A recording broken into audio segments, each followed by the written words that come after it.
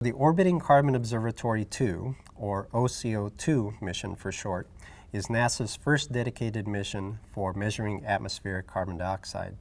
Now, CO2 is a major important greenhouse gas, probably the most important greenhouse gas that's produced through human activity. And because of that, we want to be able to better understand the global carbon cycle and its impact on the global climate change process.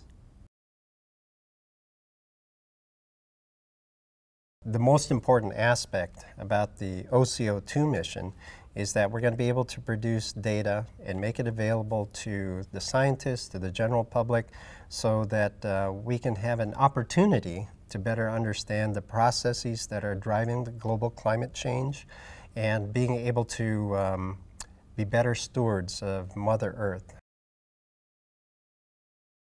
The scientific data that the OCO2 mission will produce will help decision makers throughout the world make better informed decisions. So that's not restricted just primarily to the scientists, but also policymakers throughout the world.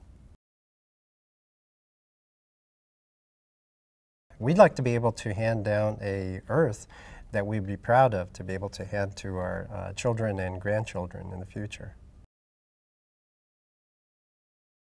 Solar-induced fluorescence, or SIF, is actually an additional metric for gauging the health of a plant.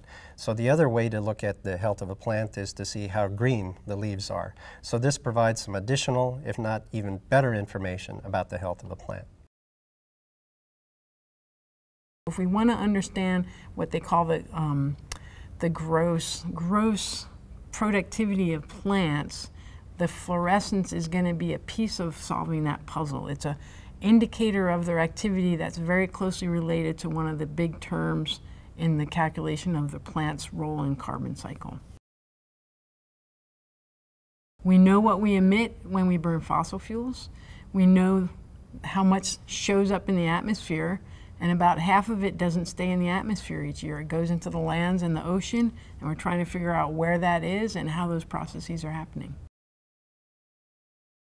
If you look at this budget of all the things that are making our planet warm up a little bit, CO2 is what the humans are adding in the largest proportions. And we want to understand, how's that going to evolve in the future? If we keep putting more and more and more CO2 into the atmosphere, will that carbon stay there, or will it go into the forests and the oceans? And how fast is that going to drive temperature changes on Earth?